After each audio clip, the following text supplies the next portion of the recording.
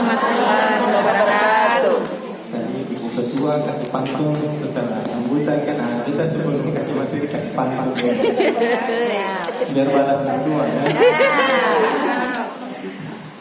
Sambut Maulid Nabi dengan semangat, ramai orang baca berjanji. Kalau salam tak dibalas dengan semangat, boleh kita ulang sekali lagi. Assalamualaikum warahmatullahi wabarakatuh. Waalaikumsalam warahmatullahi wabarakatuh. Ya, dimaklum ini siang-siang begini. Kuotasi agak turun ya, atau makluman insyaallah. Alhamdulillahirabbil alamin. Alhamdulillahilladzi arsala rasulahu bil huda wa dinil haqq liyudhhirahu 'ala dini kullihi wa kafaa billahi shahida. Asyhadu an la ilaha illallah wahdahu la syarika lah wa asyhadu anna Muhammadan abduhu wa rasuluhu la nabiyya ba'da. Allahumma shalli 'ala sayyidina Muhammad wa 'ala alihi wa sahbihi ajma'in. Amma ba'du. Yang kita hormati Ibu Ketua IWSS akan agak kalingkan ya, tidak saja Ikatan Wanita Sulawesi Selatan, Kabupaten Maluku Tengah beserta semua jajaran pengurusnya, ibu-ibu yang dirahmati Allah Subhanahu wa taala. Luar biasa ya. Kita lihat ini ramai juga ini ya. Ternyata sama hatinya itu siang-siang bisa datang ke sini. Tadi kita ini mau berangkat ini, Allah paling mengantuk. Barang ya dimaklumi lah itu, kalau bulan Maulid begini, ketemu pulang malam, keluar pagi, pulang malam. Jadi kadang-kadang, ya cuman karena berpikir ini sudah lama juga sih ketemu, ya niatnya ingin silaturahim saja dengan ibu-ibu sekalian, terkhusus kepada ibu-ibu pengurus ini. Soalnya dulu sering sekali kita nih ketemu sama beliau-beliau yang di depan, cuman akhir-akhir ini jarang ibu ya. Antum senyum untuk tahu lah. Jadi ibu-ibu yang dirahmati Allah Subhanahu wa taala, bersyukur kita kepada Allah siang hari ini kita bisa hadir di sini memperingati Maulid Nabi besar Muhammad sallallahu alaihi wasallam, sekaligus juga tasyakkur bi nikmah atas dirgahayunya IWSS yang ke-46. Kalau manusia ini sudah paruh baya, bahasa Inggrisnya mature. Mature itu sudah separuh baya, orang yang sudah sangat dewasa. Ya, mungkin 20 tahun. Tadi kita ada bilang Ibu Ketua, berarti dari tahun 70-an sudah ada di Mas Soi masih tadi itu ada di sini.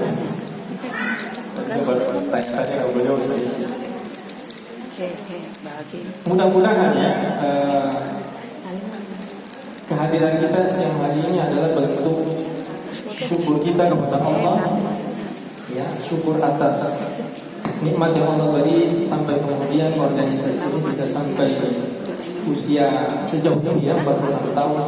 Syukur kepada Allah karena kita masih bisa memperingati Maulid Nabi besar Muhammad sallallahu alaihi wasallam. Di tempat-tempat lain mungkin orang agak sulit untuk memperingati Maulid Nabi. Terakhir ini saudara-saudara kita di Gaza, Palestina, lagi dibom habis-habisan sama Israel beberapa hari terakhir. Ya, kita doakan mudah-mudahan Allah memberikan kemudahan kepada mereka, melindungi mereka dan memberikan kesabaran yang banyak kepada mereka menghadapi setiap peristiwa yang terjadi dalam kehidupan mereka.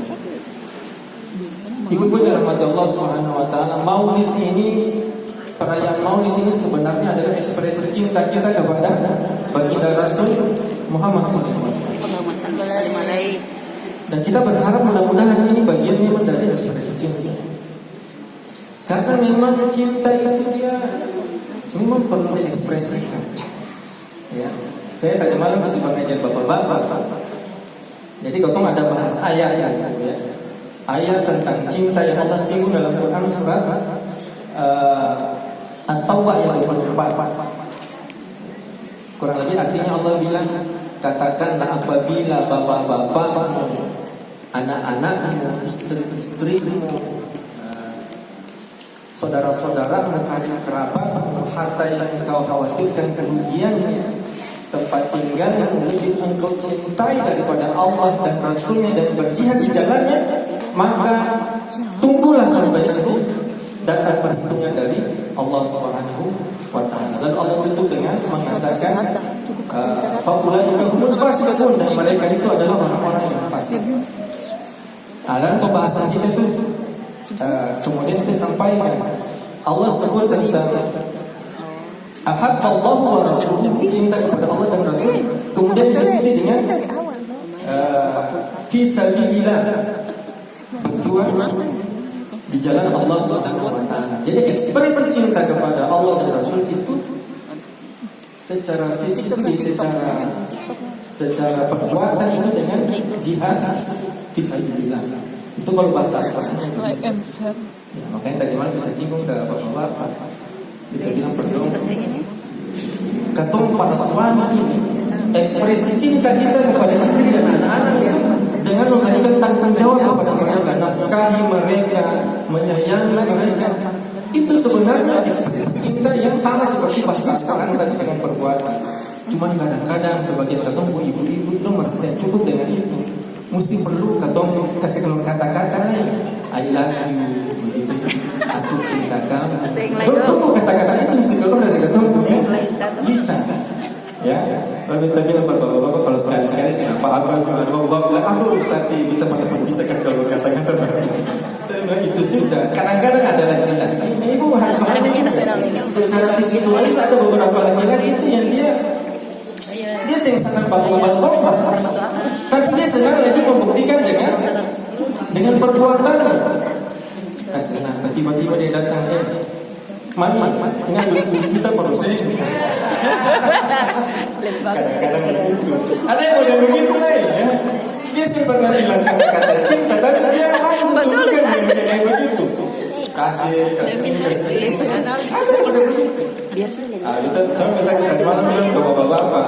Tapi kadang-kadang perlu juga sekali-sekali lah. Saya harus tiap hari. Karena kita pernah temukan kasus juga. Ada suami itu tiap hari dia gombal istri. Tapi sebentar dia apa-apa. Pengangguran kelas berat. Main kue kasih makan dia hari-hari. Kita bilang ini cinta di mulut saja. Ketemu bukan tipe laki-laki yang seperti itu. Ya, jadi nanti ibu-ibu udah maklum lah kalau ada di antara suami itu yang jarang sekali dia mengeluarkan kata-kata cinta gitu. Kadang-kadang itu sudah membuat ekspresi ya. Nah, ekspresi ini dia penting. Sehingga kenapa para ulama itu mengekspresikan itu di dalam banyak kitab mereka. Jadi kayak kembali tadi kitab yang tadi kembali kitab Al-Barzanji itu ditulis oleh Syekh Ja'far Al-Barzanji 300 tahun yang lalu. Mayoritas kitab beliau banyak diisi dengan syair-syair. Syair itu syair-syair ya. Ungkapan kekaguman beliau kepada baginda Rasul Muhammad SAW. Contohnya yang tadi sifat anta syamsun anta badrun, engkau bagaikan matahari dan anta nurun fawqa nurin, engkau bagaikan cahaya di atas cahaya. Anta isfiru wa dhahir, engkau bagaikan emas dan harta yang tidak ternilai harganya. Anta misbahu suduri, engkau bagaikan pelita terhadap hati. Jadi itu ulama mengungkapkan bahasa-bahasa cinta mereka kepada Rasulullah SAW. Dan memang ibu-ibu dirahmati Allah Subhanahu wa Ta'ala, kadang-kadang ungkapan cinta itu dia melampaui nalar manusia. Jadi ketemunya dengan cinta dulu sebelum masuk di sini dia mulai dengan cinta dulu.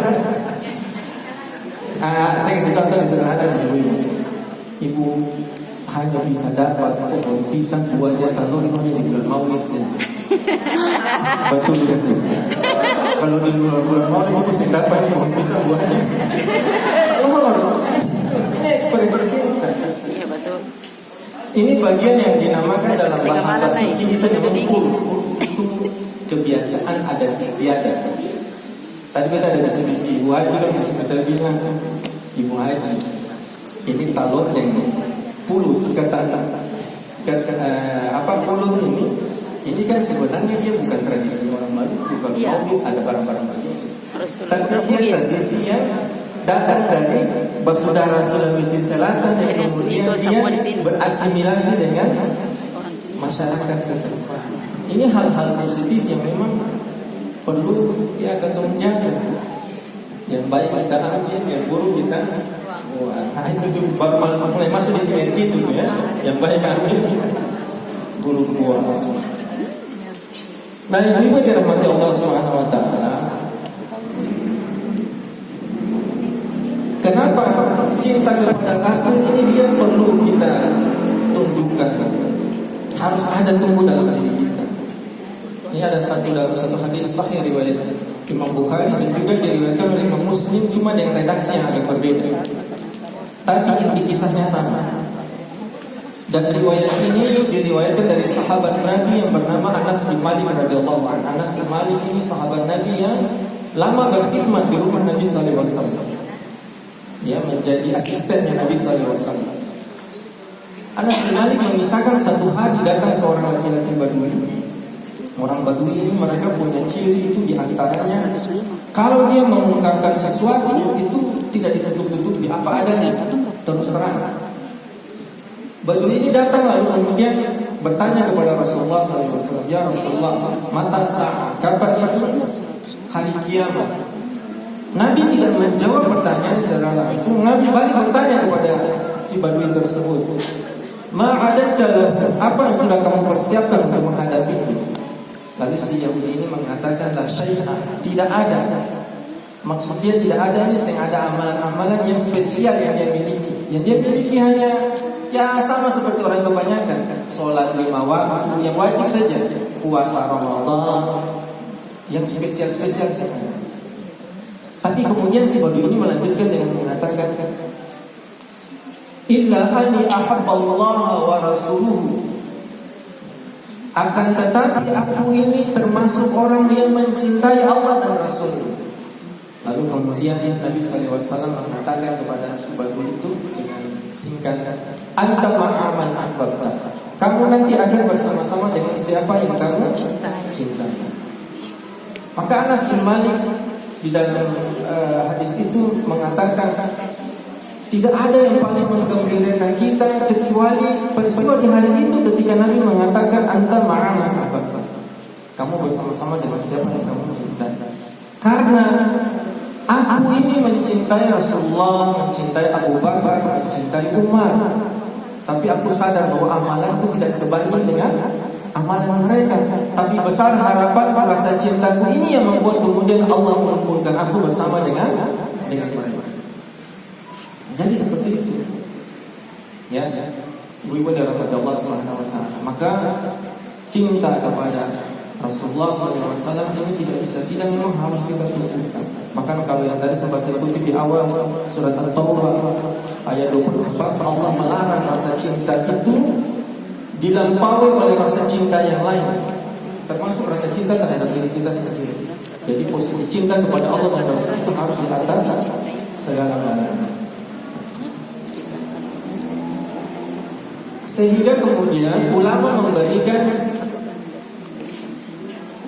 ada istilahnya alamatul mahabbah, tanda-tanda cinta. Biasanya orang kalau lagi jatuh cinta itu kan ada dia punya tanda-tanda. Ya, orang kalau lagi jatuh cinta itu biasanya itu kadang-kadang suka senyum sendiri gitu. Tiba-tiba kamu perhatikan, kenapa dia ada dunia sendiri? Ya, kadang-kadang ingin mencari tahu terkait orang yang dia cintai, seluk-beluknya, latar belakang seperti itu. Maka sama, seseorang ketika dia mengatakan dia cinta kepada Rasulullah SAW, itu ada tanda-tanda. Ada tanda, nanti akan nyambung dengan kita punya tema. Ada tanda yang pertama itu kata ulama adalah ittiba wa ta'ah. Dia ikut dan taat kepada Nabi sallallahu alaihi wasallam. Karena prinsip dalam agama ini ketika seseorang sudah mengucapkan dua kalimat syahadat, asyhadu an la ilaha illallah wa asyhadu anna muhammadar rasulullah, itu ada dua persaksian di situ kata ulama. Yang pertama ketika dia mengatakan asyhadu an la ilaha illallah, itu namanya syahadat tauhid. Dia mempersaksikan dirinya untuk senantiasa mengesahkan Allah dan tidak menyekutukan Allah dengan apa-apa. Yang kedua ketika dia mengucapkan asyhadu anna muhammadar rasulullah, maka itu namanya adalah syahadat risalah. Dia mempersaksikan dirinya untuk menjadikan Nabi Muhammad SAW itu sebagai role model, sebagai contoh, sebagai teladan. Makanya Allah bilang laqad kana lakum fi rasulillahi uswatun hasanah. Mengikuti, punya kesiapan untuk mengikuti Nabi SAW. Nah, jadi seperti itu. Ittiba. Jadi kalau mengikuti itu ittiba. Di antaranya adalah dengan menandai akhlakul karimah yang telah beliau ajarkan. Saya terus terang tadi ketika dengar sambutan dari Ibu Ketua tentang filosofi orang Bugis Makassar, ya, tolong diperbaiki ya. Orang beda ini saya tahu bahasa Bugis. Apa sifat kata, sifat kalinya, sifat kalinya, lebih. Oh, ada tasdidnya. Iya. Apa tasdid? Sifat kalinya. Iya. Begitu. Iya. Saling menghormati yang pertama ya. Saya menghormati, saling menasihati, Menghargai, saling mengingatkan, menghargai, saling menghargai. Itu sebenarnya prinsip-prinsip akhlak yang diajarkan oleh Nabi Sallallahu Alaihi Wasallam. Nabi itu kan ketika ditanya sahabat kepada Aisyah radhiyallahu anha, ya Rasulullah, akhlak Nabi itu seperti apa? Aisyah kemudian mengatakan kana khuluqul Quran, akhlak Nabi seperti akhlak Al-Quran. Maka semua nilai-nilai yang Allah ajar dalam Al-Quran itu beliau aplikasikan dalam kehidupan sehari-hari. Ibu, ini kita masih bicara dengan tema sinergi itu tidak akan mungkin bisa terrealisasi tanpa ada namanya ukhuwah. Akan menyambung kiri kanan sudah ini filosofi beras ketan atau pulut tadi nyambung, begitu kan? Dong bilang katanya kenapa ada pulut di bulan Maulid itu melambangkan ukhuwah karena dia lengket. Kurang lebih. Nanti kalau kita buka di dalam Al-Quran surat Al-Hujurat, di antara hal-hal yang bisa merusak ukhuwah itu di ayat 11 Allah mengatakan apa? Janganlah satu kaum merendahkan kaum yang lain. Janganlah satu kaum mengolok-olok kaum yang lain. Janganlah kalian saling memanggil dengan panggilan yang buruk, karena bisa jadi orang yang direndahkan atau orang yang dijelek-jelekan itu jauh lebih mulia daripada orang yang merendahkan. Sampai kemudian Allah mengatakan salisul fusuqu ba'dal iman. Seburuk-buruknya panggilan itu adalah panggilan buruk setelah beriman. Lalu Allah tutup ayat itu dengan mengatakan wa man lam yatub, dan barang siapa yang tidak mau bertobat dari perkara itu fa ulaika humul zalimun, maka dia termasuk bagian dari orang-orang yang zalim. Maka ada satu kisah ibunya.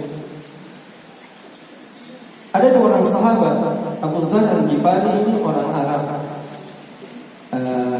dari satu suku namanya Ghifar. Suku Ghifar itu dia masih di seputaran Makkah.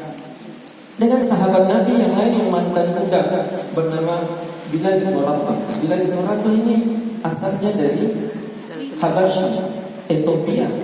Sekarang kamu kenal dengan Ethiopia. Orang Arab ini kulit hitam, tapi orang Ethiopia ini kulit lebih hitam lagi, lebih gelap lagi. Ya. Jadi di dalam kisah itu disebutkan waktu itu mereka tengah berdiskusi tentang satu perkara begitu, lalu tiba-tiba agak panas sedikit. Abu Dzar kemudian melontarkan kata-kata kepada Bilal bin Rabah. Ya Abu Sauda, wahai anak perempuan hitam. Nabi Sahabat langsung mukanya merah. Langsung Nabi bilang kepada Abu Dzar, bagaimana? Ya Abu Dzar, sesungguhnya di dalam dirimu masih terdapat sisa-sisa jahiliyah.